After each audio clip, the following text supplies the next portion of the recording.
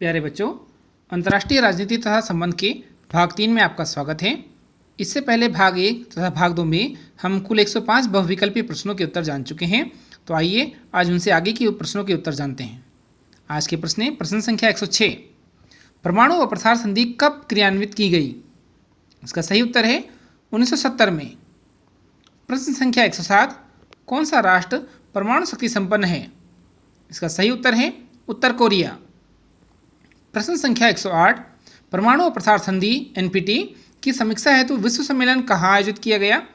इसका सही उत्तर है न्यूयॉर्क में। प्रश्न संख्या 109, CTBT Comprehensive Test Ban Treaty पर निम्न में से किस देश ने हस्ताक्षर नहीं किए? इसका सही उत्तर है भारत।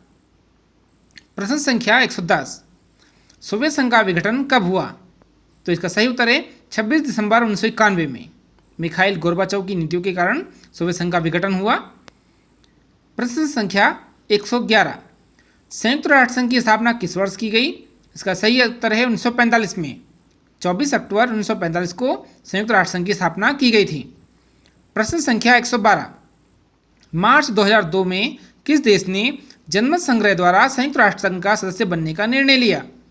इसका सही उत्तर है स्विट्जरलैंड।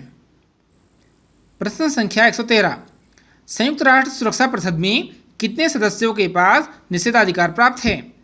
तो इसका सही उत्तर है 5 राष्ट्रों के पास। इनमें अमेरिका, रूस, ब्रिटेन, फ्रांस और चीन, ये 5 देश शामिल हैं। प्रश्न संख्या 114, वर्तमान समय में यानी कि 2021 में संयुक्त राष्ट्र संघ के महासचिव कौन है? इसका सही उत्तर है एंटोनियो गुटेरेस। इसमें यह भी ध्यान रखने वाली बात है कि संयुक्त राष्ट्र संघ का प्रथम महासचिव कौन था? तो इसका सही उत्तर होगा ट्राइंगवेल ली। आगे बढ़ते हैं। प्रश्न संख्या 115, वर्तमान समय में संयुक्त राष्ट्र संघ की सदस्य संख्या कितनी है? तो इसका सही उत्तर है 193। 193वां जो देश है उसका नाम है दक्षिणी सूडान। प्रश्न संख्या 116, सुरक्षा परिषद में अस्थायी सदस्यों की संख्या कितनी है? इसका सही उत्तर है 10। ये आपने याद रखना है। सुरक्षा परिषद में 5 स्थायी सदस्य और 10 अस्थायी सदस्य होते हैं। प्रश्न संख्या 117, निम्न में से कौन सा देश सुरक्षा परिषद का स्थायी सदस्य नहीं है? तो इसका सही उत्तर है इटली। प्रश्न संख्या 118, संयुक्त राष्ट्र संघ का मुख्यालय कहाँ स्थित है? इसका सही उत्तर है न्यूयॉर्क में। प्रश्न संख्या 119, यूनेस्को का संबंध किससे है? तो इसका सही उत्तर है शैक्षिक, वैज्ञानिक तथा सांस्कृतिक गतिविधियों से। इसमें यह जानने योग्य बात है कि यूनेस्को की फुल फॉर्म क्या होती है। इसका अर्थ है United Nation Education, Science and Cultural Organisation. प्रश्न संख्या 120, अंतर्राष्ट्रीय परमाणु ऊर्जा एजेंसी क्या है? तो इसका सही उत्तर है संयुक्त राष्ट्र संघ के तत्वावधान में एक स्वायत्त संगठन है। अगला प्रश्न, अंतर्राष्ट्रीय न्यायालय कहाँ स्थित है? तो इसका सही उत्तर है हैग में, और यह हैग नीदरलैंड में स्थित है। प्रश्न संख्या 122, चर्चिल का फुलटन भाषण किससे संबंधित है? इसका सही उत्तर है शीत युद्ध। प्यारे बच्चों, ये माना जाता है कि चर्चिल के द्वारा फुलटन नामक स्थान पर दिए गए भाषण से ही शीत युद्ध का प्रारंभ हुआ था। प्रश्न संख्या 123, नाटो संधि का निर्माण कब किया गया? नाटो यानी कि नॉर्थ अटलांटिक ट्रीटी ऑर्गेनाइजेशन, तो इसका निर्माण किया गया था 1949 में। प्रश्न संख्या 124, वार्सा संधि या वार्सा पैक्ट का निर्माण कब हुआ? इसका सही उत्तर है 1955 में। प्रश्न संख्या 125, शीत युद्ध का परिणाम क्या था?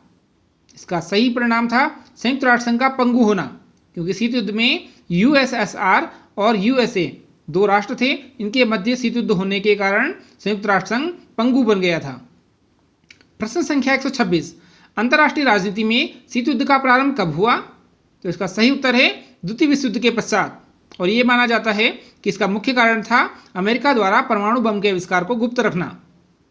प्रश्न संख्या 127, शीत युद्ध के कारण अंतर्राष्ट्रीय राजनीति में कैसी स्थिति उत्पन्न हो गई थी? तो इसका सही उत्तर है द्विध्रुवीकरण। पूरा विश्व 2 ध्रुवों में बढ़ गया था। एक का नेतृत्व अमेरिका कर रहा था और दूसरे का नेतृत्व कर रहा था आपका USSR, union of Soviet socialist Republic, जिसे वर्तमान में हम रूस के नाम से जानते हैं। प्रश्न संख्या 128, शीत युद्ध किस प्रकार का युद्ध था? तो इसका सही उत्तर है यह एक मनोवैज्ञानिक युद्ध था, जो कि युद्ध के मैदान में नहीं लड़ा गया। इसमें केवल दुष्प्रचार किया गया। प्रश्न संख्या 129, अंतर्राष्ट्रीय राजनीति में शीत युद्ध की समाप्ति के उत्तरदायी तत्व कौन कौन से हैं? इसका सबसे महत्वपूर्ण तत्व था सोवियत संघ का विघटन। अगला प्रश्न, प्रश्न संख्या 130, शीत युद्ध का प्रतीक कौन सा सैन्य संगठन अभी तक अस्तित्व में है? तो इसका सही उत्तर है नाटो, जिसका निर्माण 1949 में किया गया था। अगला प्रश्न, शीत युद्ध की समाप्ति के पश्चात अंतर्राष्ट्रीय राजनीति पर पूर्ण वर्चस्व किसका स्थापित हो गया? तो इसका सही उत्तर है अमेरिका का। अगला प्रश्न, प्रश्न संख्या 132, जर्मनी का एकीकरण कब हुआ? तो इसका सही उत्तर है 3 अक्टूबर 1990 में। प्रश्न संख्या 133, शीत युद्ध किन दो महाशक्तियों के बीच हुआ? तो इसका सही उत्तर है अमेरिका और सोवियत संघ। प्रश्न संख्या 134, शीत युद्ध शब्द का सर्वप्रथम प्रयोग किस व्यक्ति ने किया? तो इसका सही उत्तर है बर्नार्ड बारूच।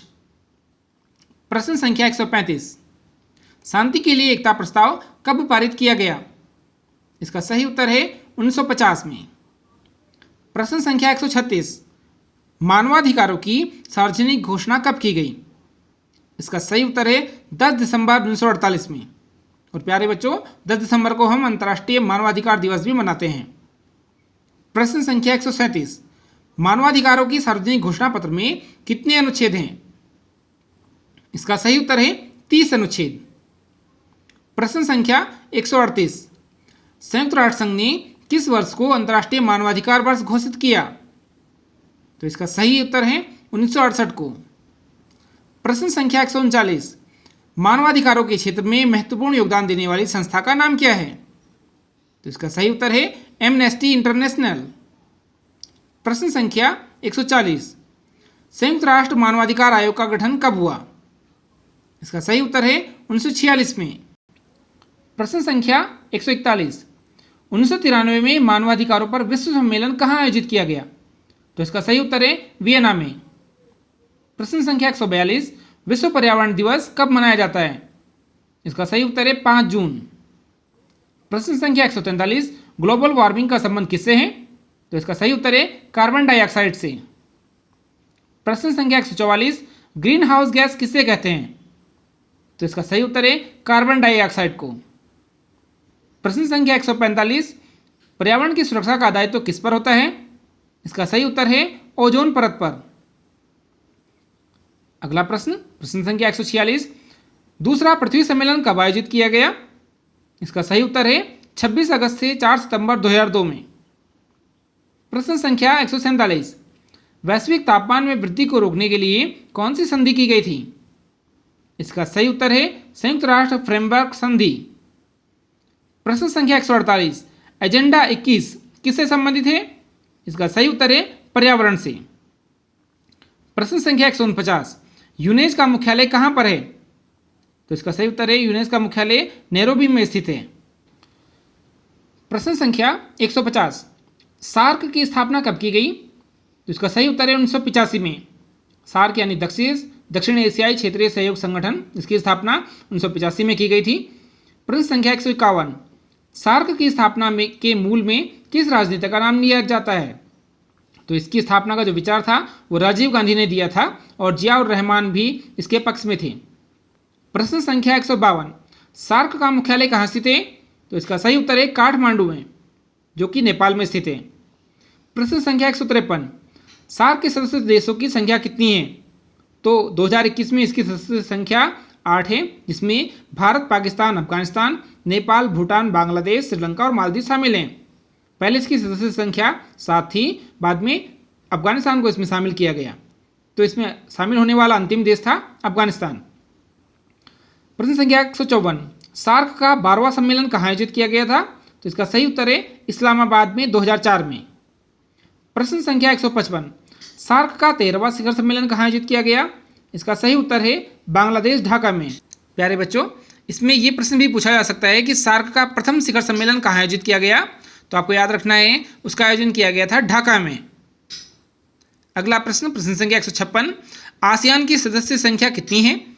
तो याद रखिए इसमें इनकी सदस्य संख्या है 10, जिसमें 10 देश शामिल हैं। इन देशों के नाम है Indonesia, Malaysia, Laos, Thailand, Brunei, Myanmar, Cambodia, Vietnam, Philippines, Singapore.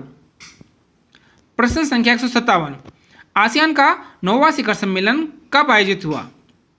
तो इसका सही उत्तर है 2003 में। प्रश्न संख्या 158, आसियान का केंद्रीय सचिवालय कहाँ स्थित है?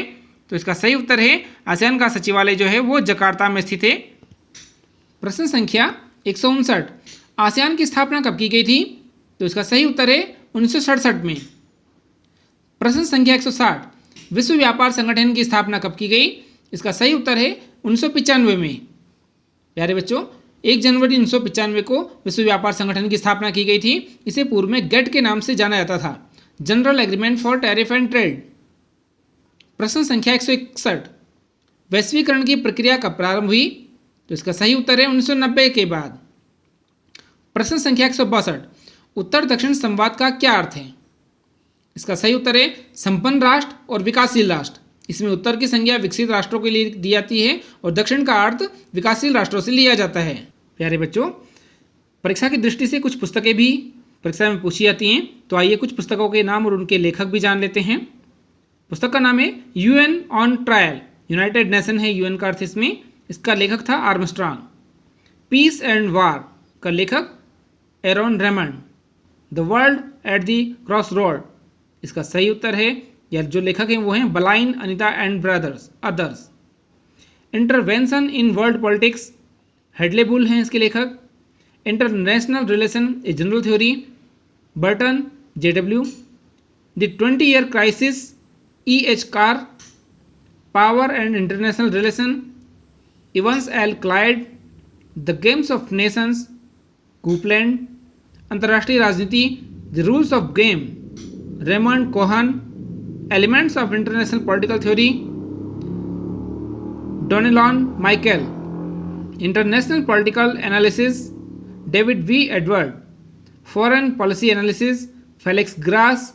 The cold war and its origin, D.F. Fleming. प्यारे बच्चों, आशा है ये सभी प्रश्न आपके लिए परीक्षा में उपयोगी होंगे। यदि आपको ये प्रश्न तथा इनसे कुछ लाभ होता है तो मेरे चैनल को लाइक और सब्सक्राइब जरूर कीजिए। धन्यवाद।